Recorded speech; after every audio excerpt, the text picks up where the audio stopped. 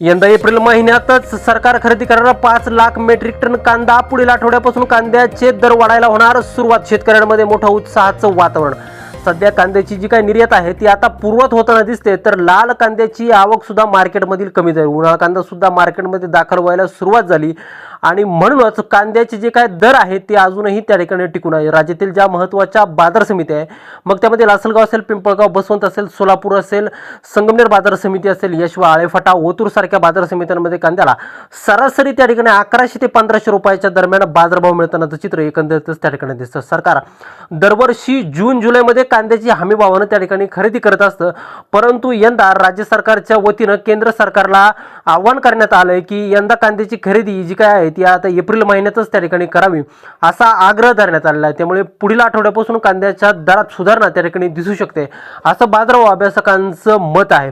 नेमकं या संदर्भात महत्त्वाचा अपडेट व्हिडिओच्या माध्यमातून जाणून घेणार आहोत, त्यामुळे व्हिडिओ अगदी शेवटपर्यंत काळजीपूर्वक आणि चॅनलवरती नवीन असाल चॅनल सबस्क्राईब देखील करा. शेतकरी मित्रांनो, आपण जर का बघितलं तर कांद्याचे जे बाजारभाव आहे ते कांद्याचे बाजारभाव मागणी आणि पुरवठा या गणितावरती अवलंबून जरी असले तर कांद्याची मार्केटमध्ये नेमकी आवक किती होते, याशिवाय कांद्याचं उत्पादन किती आहे आणि त्यापैकी जो काय कांदा आहे तो परदेशी निर्यात किती होते आणि त्या निर्यातीतून परकीय चलन राज्यामध्ये परिणामी देशामध्ये किती येते, या सर्व गोष्टींवरती कांद्याचे दर हे त्या ठिकाणी अवलंबून असतात. सध्या जर का आपण राज्यातील महत्त्वाच्या बाजार समित्यांमधील दर जर बघितले तर लासलगाव असेल, पिंपळगाव, बसवंत असेल, सोलापूर असेल, संगमनेर असेल, याशिवाय आळेफाटा, ओतूर सारख्या महत्त्वाच्या बाजार समित्यांमध्ये कांद्याला सरासरी 1100 ते 1500 रुपयापर्यंत दर मिळतो. तर अमरावती मार्केटमध्ये सर्वाधिक त्या ठिकाणी 2000 ते 2400 रुपयाच्या दरम्यान टॉपच्या कांद्याला बाजारभाव मिळताना चित्र एकंदरीत त्या ठिकाणी दिसते.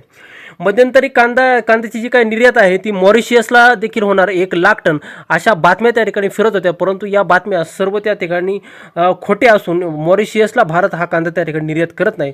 दुबई असेल, कतार असेल, ओमान असेल, इतर आखाती देश असतील, या देशांना त्या ठिकाणी भारत हा कांद्याची निर्यात ही त्या ठिकाणी करतो आणि हीच निर्यात आता त्या ठिकाणी पूर्व झाल्याचं चित्र एकंदरीत त्या ठिकाणी दिसतं. सध्या आपण जर का बघितलं तर जो काय लाल कांदा आहे, नाशिक कांदा आहे, तो त्याचा हंगाम आता त्या ठिकाणी संपत आला आहे. तर जो उन्हाळ कांदा आहे, तर उन्हाळ कांदा मार्केटमध्ये दाखल व्हायला आता थोड्या प्रमाणामध्ये सुरुवात झाली आणि म्हणूनच कांद्याचे जे काय बाजारभाव आहेत ते 1000 ते 1500 रुपयाच्या दरम्यान त्या ठिकाणी आता टिकून आहेत. एकंदरीतच ह्या बाजारभावानं शेतकऱ्याचं भांडवल देखील फिटणार नाही, परंतु जो काय खर्च झाला आहे शेतीला तो तरी त्या ठिकाणी वसूल व्हायला त्या ठिकाणी थोडीफार का होईना मदत होईल. दुसरीकडे आपण जर का बघितलं तर कांदा बाजारभाव वाढीसाठी एप्रिल महिना हा अत्यंत महत्त्वाचा त्या ठिकाणी मानला जातो, कारण की फुल फ्लॅशमध्ये तो काय उन्हाळा कांदा आहे तो एप्रिल महिन्यामध्ये त्या ठिकाणी मार्केटमध्ये आलेला असतो.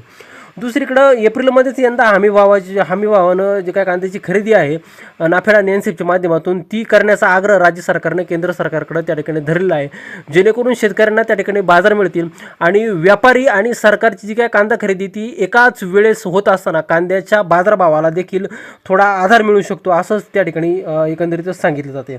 दुसरीकडं कांद्याच्या बाजारभावामध्ये जवळपास 3000 रुपयापर्यंत वाढ होऊ शकते असा अंदाज बाजारभाव अभ्यासकांनी व्यक्त केल्यामुळं शेतकऱ्यांमध्ये देखील त्या ठिकाणी उत्साहाचं वातावरण निर्माण झाले.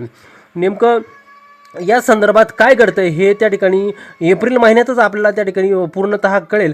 तोपर्यंत शेतकरी मित्रांनो, तुमचं जर का कांदा जर मार्केटमध्ये येणार असेल आणि तुम्ही जर का तो विक्री करणार असाल तर रोजचे बाजारभाव पाहून तुम्ही जर कांद्याची विक्री जर केली तर तुम्हाला नफा हा त्या ठिकाणी मिळू शकतो.